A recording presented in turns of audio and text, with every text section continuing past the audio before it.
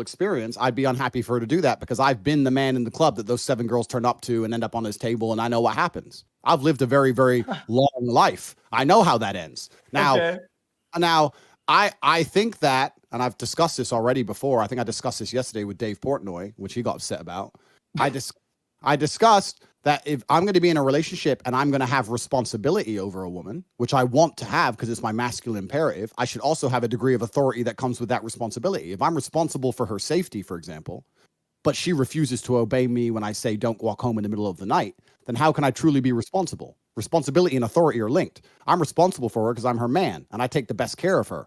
I might know things she doesn't know. She might be 19 years old and think going to the club's all fine. I'm 35. I've been around. I've seen what happens in clubs. No, you don't need to go there. I'm responsible for you. I take care of you.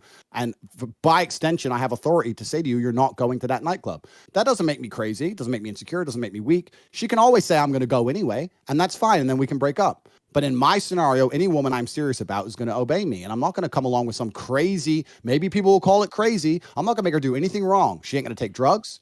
She's going to go to the gym. She's going to eat right. She's going to be learning shit. And she ain't going to be in the club sniffing and drinking. Now, if that makes me a bad person, then so be it. No problem. But I get plenty of girls who sign up to that all day long without problems. And any man who sits there and goes, I'm not insecure, I'll send my girl to the club. Send her to my table, G. Send her to my table. No problem. Send her. Fair enough. Okay. We'll talk about insecurity when she's sucking dick. Okay, then according to your mindset and how you see things then, and your high levels of security apparently, right? If your girl was to go to the club, right, and I was at the club, you're scared that I will bring your girl home. I don't live in fear. It's not about scared because I don't live in fear. That's fear. No, it's not fear. What it is? Okay, what is the outcome that you do not want of her going to the club? I'll explain. I'm a territorial. Guys coming over and bringing her home. You, by fear, you are scared of her going home with another guy. That is a move that is literally fueled by fear. You are fearful. That's an interesting viewpoint, and I know you think that that's relevant, and I know you think you've made a good point, but I'm about to dissect it and show you why. Go ahead. I'm a territorial individual, and I think that being a man, one of the best things about being a man is being territorial, being able to say, that is mine. That's the whole point of it. So let's use an analogy, and please, when I make this analogy, I don't want you to try and get caught up in the analogy, because I'm about to compare a woman to a car. Do not say, you're comparing women to cars. That's low IQ. This is just an analogy. If I go outside, right, or let's say I have a Lamborghini. I have many cars, but let's say I take my Lamborghini. Would I park it in a high crime area? Even if the locks are fantastic, even if my woman is loyal and completely and utterly in love with me, and I know there's 0% chance any man could ever take her home because she's with the top G, which is the case. Even if I know the locks on my car, it has bulletproof glass, it's locked, you can't break into it. Will I park my Lambo in an area where people are going to try and steal it? That's a good analogy, I won't, because that is irresponsible. So the fact is, I don't care if men try and come up to my chick because no one can steal my chick because I am me. The fact is, it's irresponsible for me to put her in a scenario where people will attempt it. If I walk out to the car park and someone's trying to break into my car, even if the locks to my car are secure, I will still decimate said individual for attempting to steal my property. That's what it's about. It's about territorialism. It's not about being fearful the girl's going to run off with someone else. There's nowhere to go but from me but down. It's not about that. It's about the fact that it's irresponsible for me to put her in that scenario. Does that make sense? Yeah, I mean, the argument would be good. If I were you, I'm going to that argument. I could rationalize the argument you just did. If most of the girls that I dated or that I was with had the IQ of somebody who cannot move, think, or do anything, and is just stuck on the side of the fucking curb. So yeah, I guess maybe you would have this experience. If most of you did were 0 IQ, brain frozen. Yeah, but it doesn't make sense in the real world because you don't park your fucking girl on the curb at the club. They move, they talk, they do shit. So it's not a fucking. It's not the danger of other guys doing shit, right? Because they can still think. And the loss of the potential that one guy out of a million will do some crazy shit and is going to forcibly bring her home, right? Is far outweighed by the fun and enjoyment and fulfillment that they get by going to the club in the first place. That's interesting, but you also have to understand, because we are different individuals living very different lives, and I'm not going to sit here and comment on your relationships because I don't understand them because I don't know them. But you have to understand. I am at a status of life where any woman who gets with me understands that to be with a man of my caliber, there are certain sacrifices which must be made. You do not get to be with a kickboxing world champion, multimillionaire whose entire life is completely on track and live a life of spoiled princess and then also say to that man, I go to the club whenever the fuck I want. You might be able to say that to some other men, but you can't say it to me. So, and I want to say something to you that you may not yet understand once again, because you are intelligent, but you're not yet wise because you are young. Women are malleable. And when I say they're malleable, people think that women are these individualistic, unique creatures, and they are to a degree, but they are heavily molded by the man they're with. You'll notice if a woman gets with a man and she loves him, she likes the same music he likes, the same anybody's in that regard. Everybody's malleable in that regard with the people that they're with, people that are around. People are the fucking result of what's around them. That's just correct. So women are malleable. So a woman which may say to you, I'm a unique, special snowflake, I do whatever the fuck I want. If she was in my presence, she wouldn't say that.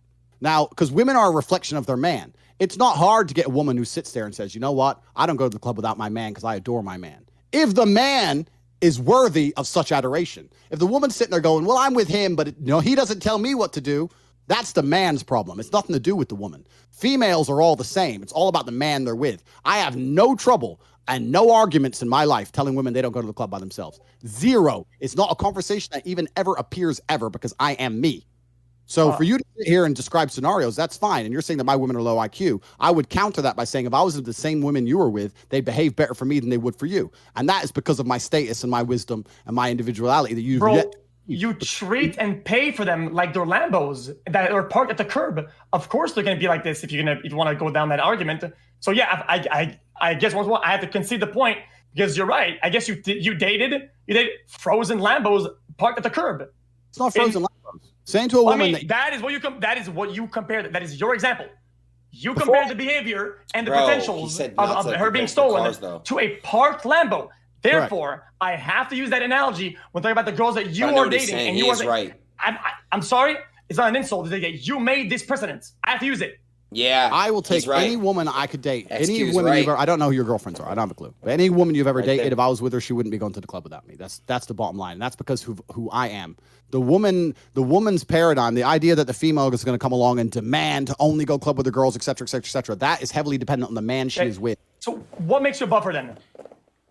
The money, the status, the top G. What is the label or the prerequisite that makes you above her? It's not about being above. It's about her. Yes, it is. It's about her respecting me. Therefore, you can't go to the club either. You don't go to the club then.